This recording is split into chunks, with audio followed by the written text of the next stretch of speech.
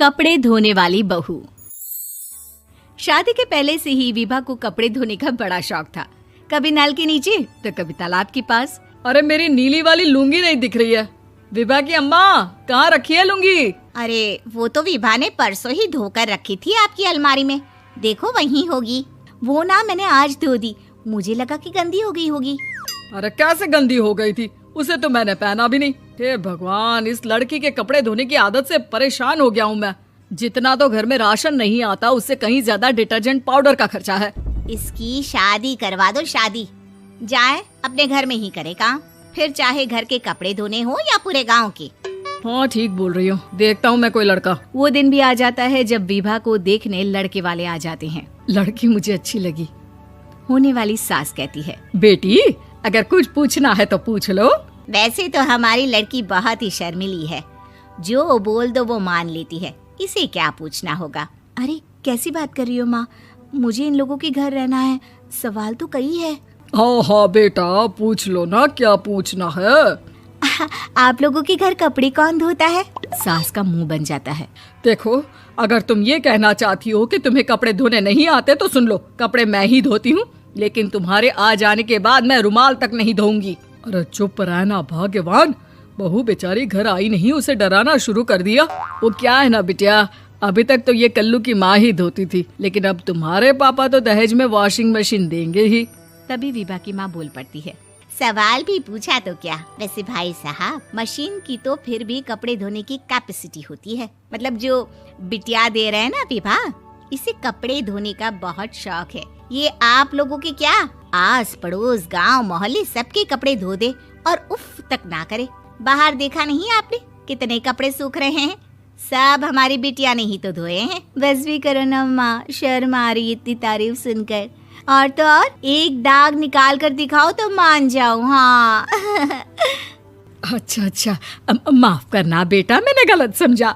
हमें तो रिश्ता बहुत पसंद है। और ऐसे जुड़ जाता है रिश्ता कपड़े धोने का शौक रखने वाली विभा का। उसकी शादी हो जाती है कोयला फैक्ट्री में काम करने वाले कल्लू के साथ। शादी के बाद अचानक विभा चिल्लाती हुई सास के पास आती है। सासू माँ, अरे सासू माँ कहाँ है आप? ये तो धोखा है, धोखा दिया आप लोगों ने मुझे। इसे ससुर के चक्कर के बारे में पता चल गया। अरे तो उसमें तुझे क्यों धोखा मिला है? अरे नल में पानी नहीं आता, कपड़े कैसे कब धुलेंगे? अच्छा, तू पानी नहीं आ रहा उसकी बात कर रही है। तो आपने क्या सोचा? कुछ नहीं। अच्छा, तेरी माँ ने कहा था कि कपड़े धोने का शौक है तुझे, याद आया मुझे। शौक बोलकर कपड़े धोने वाले मेरे जुनून को कम ना आके सासू माँ, कपड़ा धोना मेरा गुरूर है। तभी पति भी वहाँ आ जाता है। अभी मैंने इसे सनी देओल की फिल्म दिखाई है, उसी के डायलॉग मार रही है माँ। अच्छा सुन, साफ साफ बता रही हूँ, पानी सुबह 4 से 6 और शाम को 10 से 12 आता है, समझी? विभा टाइमिंग सुनकर हैरान हो जाती है। ये क्या भूतों का मोहल्ला है? सुबह 4 बजे उठकर कौन कपड़े धोता है? 4 बजे टंकी में पानी जाता है, फिर सारा दिन धोना ना, किसने मना किया? अरे कैसी बात कर रही हैं? 200 लीटर की टंकी में कितने कपड़े धो लूंगी मैं? सुबह ही उठ जाऊंगी मैं। अब क्या था, विभा सुबह 4 से लेकर रात के 12 बजे तक कपड़े ही धोती रहती। एक रोज सास पड़ोस से निकलकर कहीं जा रही होती है कि साथ वाली कहती है, हाँ कल्लू की माँ, जरा ये बताओ कि 2 साड़ी है, 2 ब्लाउज और एक पेटीकोट और एक नाड़े वाला लंबा कच्छा। हाँ तो? अरे तो क्या, कितना लोगी धुलाई ये बताओ। धोबन दिख रहे हैं हम क्या? हमारे पति सरकारी नौकरी से अभी रिटायर हुए हैं और बेटा सुपरवाइजर है कोयला फैक्ट्री में। धोबन समझ रखा है हमें? हाय रे कल्लू की अम्मा, माफ कर दो, वो तो मोहल्ले में यही सब बता रहे थे कि तुमने बहू को कपड़ा धुलवाने के काम में लगा दिया है। सास को पड़ोसन की बात सुनकर गुस्सा आ जाता है। वो घर पहुंचती है जहां घर के बाहर ही इतने सारे कपड़े सूख रहे होते हैं जितने कि किसी धोबन के घर पर। अरे ओ कल्लू की दुल्हन, बाहर निकल। माँ जी यहीं आ जाओ, बाथरूम में चादर धो रहे हैं हम। अरे अभी हम धोते हैं, तुमको बाहर निकलो। ये आस पड़ोस वाले बोल रहे हैं कि हम बहू से कपड़े धुलवा कर उसे कपड़ा धोने वाली बना दिए हैं। अरे छोड़ो ना माँ जी, किन लोगों की बातों में आती हो? आस पास के लोगों का तो काम ही होता है कि वो किसी तरह सास बहू को लड़ा दे। बहू सारे घर के कपड़े धोती है, ये क्या कम है? बोलिए। सास को भी लग जाता है कि वो बहू का ये सनकीपन नहीं छुड़वा सकती, इससे अच्छा है कि खुद ही चुप हो जाए।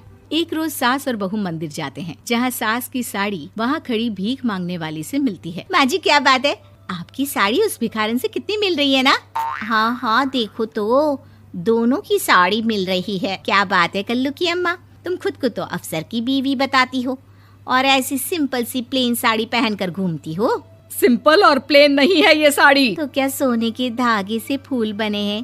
कुछ भी सासू माँ, कुछ भी। हाँ, बने थे इस साड़ी में सोने के धागे से फूल। मेरे पति लेकर आए थे मद्रास से स्पेशली मेरे लिए 10,000 की। ताहे भाई साहब इस भिखारन के लिए भी सेम टू सेम साड़ी लेकर आए होंगे 10,000 की। सास उस वक्त कुछ नहीं कहती, लेकिन बहू के साथ घर आती है और अलमारी से एल्बम निकाल कर लाती है। ये साड़ी देख रही है, ये वही साड़ी है जिसे मैंने अभी पहना था। इस साड़ी में ये जो चमकदार फूल दिख रहे हैं ना, ये सोने के धागों से काढ़े गए हैं। लेकिन तू लोकल वॉशिंग मशीन ब्रश से घिस घिस कर सारे फूलों को निकाल कर साड़ी प्लेन कर दी। मुझे माफ कर दीजिए सासू माँ। और तो और, जब मैंने तुझे तेरी गलती के लिए कुछ नहीं कहा, लेकिन तूने तो सबके सामने मेरा मजाक ही बना दिया। क्यों? बहू को समझ में आ जाता है कि अब से उसका कपड़े धोना बंद।